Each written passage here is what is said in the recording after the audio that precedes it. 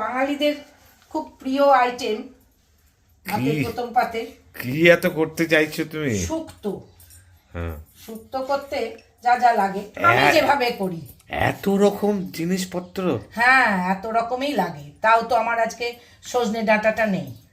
এই কি কি আর শিম, কাঁচকলা, করলা, পেঁপে, রাঙা আলু, বেগুন, এমনি আলু, হ্যাঁ, আর বরবটি। বরবটি নেই তো, তাই আজকে একটু বিনস দিয়ে দিচ্ছি। এইগুলো কেটে একেবারে প্রথমে একটা একটা করে ভেজে নিতে হয়। আর একটু বড়ি, আর এতে মশলা হিসেবে লাগে রাঁধুনি। রাঁধুনিটা কিন্তু মাস্ট। একটু পোস্ত, একটু মৌরি। আমি এবার এগুলো একটু আদা। ওটা কি আগে বাটা আছে? হ্যাঁ, এগুলো সব এক করে আমি একটু বেটে নিয়েছি একসাথে। আর কাঁচা দুধ রেখেছি। কাঁচা দুধেই হবে কিন্তু শুক্তোটা। দুধ দিয়ে? হ্যাঁ, শুক্তোটা দুধ দিয়ে হবে। ও, আর একটা বলতে ভুলে গেছি, দেখো বেগুন আছে, একটু পেঁপেও আছে, যা যা সবজি মোটামুটি সবই সেগুলো দেব দিয়ে আজকে এটা কিন্তু কাঁচা দুধেই সেদ্ধ হবে। হয়ে নামাবার আগে আমি এই বাটাটা দেব, একটু ঘি দেব। বাটা বলতে? বাটা মানে একটু মৌরি, একটু রাঁধুনি, পোস্ত, একটু আদা বাটা, এগুলোই দিই। এগুলোকে একটু বেটে নিই। তাহলে জিনিসটার মধ্যে অনেক কিছু আইটেম ঢুকিয়ে অনেক রকম পরিপক্কতা এক এক করে ভেজে নিতে হয় আলাদা আলাদা করে। সময় সাপেক্ষ, একদম ভীষণ সময় সাপেক্ষ। একটু তেলও পেটে যায় বেশি এটায়। তাহলে তো আমার মনে হচ্ছে যে শুক্তো দিয়ে অর্ধেকের বেশি ভাত চলে যাবে। হ্যাঁ, তা যাবে। এটা বাঙালির ভীষণ প্রিয় খাবার। ওর এক একজন এক রকম করে করে হয়তো। আমি আমার মতন করি। কারণ ভালো লাগলে আমাকে বলবেন, আবার যদি ভুল হয় তাও বলবেন যে এটাতে এই দিতে ভুলে গেলে।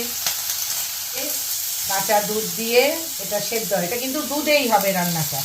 শুক্তোটা দুধেই হয়। এতে আবার হলুদ পড়বে না। আচ্ছা, হলুদ লঙ্কাটা এতে পড়ে না। পোস্ততেও তো হলুদ পড়ে না? না, পোস্ততে সে এক একজন এক এক রকম করে খায়। কারো কারো হলুদ দিয়ে, কারো শুধু হলুদ ছাড়া। কিন্তু শুক্তোতে একদমই হলুদ লাগে না বোধহয়? না, শুক্তোতে একদমই হলুদ লাগে না। একটু ঘি লাগবে, নামাবার সময় একটু ঘি দিতে হবে। একটু ঘিটা দিলে ভালো হবে। তাহলে বেশ ভালোই রিচ হয়ে যাবে। হ্যাঁ, তা হবে একটু।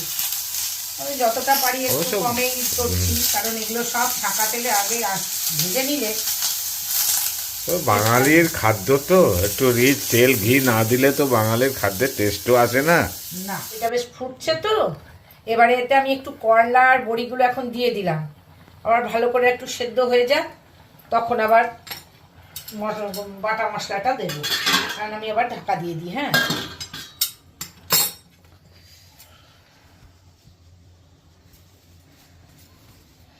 ভুল ত্রুটি হলে বলো কিন্তু সবাই।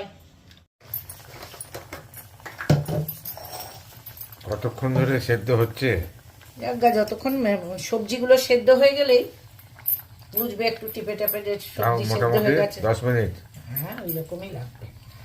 সেদ্ধ হয়ে গেলে এবারে মশলাটা, বাটা মশলাটা এখানে দিয়ে দেবো। কি কি ছিল আরেকবার বলবে? ওটাতে কি কি ছিল? রাঁধুনি, মৌরি আর পোস্ত, একটু আদা। হ্যাঁ, এটা দিয়ে খুব ভালো করে ফুটিয়ে নেবে। একটু ঝোল ঝোল মতনই একটু ইয়ে থাকবে, এত সবজি আছে তো টেনে নেবে আবার। হ্যাঁ, এবারে দেখি আমি একটা চামচ নিই। চামচ নিয়ে এতে একটু ঘি দিয়ে দেবো। দেখো, মনে হয় চেহারাটা দেখতে ভালোই লাগছে বেশ, কি বলো? তাই নাকি?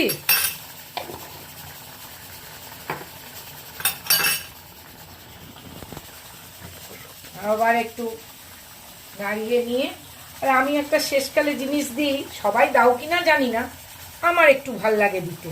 কি জানি, আমি একটু এই ভাজা মশলা, জিরে ভাজার একটু গুঁড়ো আছে, ওইটা একটু দিয়ে দিই। হ্যাঁ, এটা একটু দিয়ে দিই। তোমাদের যার যেমন ইচ্ছা সেরকম দেবে। এবারে আস্তে আস্তে আমি বন্ধ করে দেবো। আপাতত এটা আমি বন্ধ করছি এবারে। হ্যাঁ, আজকের মতন শুক্তো রান্না আমার কমপ্লিট। ভালো লাগলে লাইক করো, সাবস্ক্রাইব করো।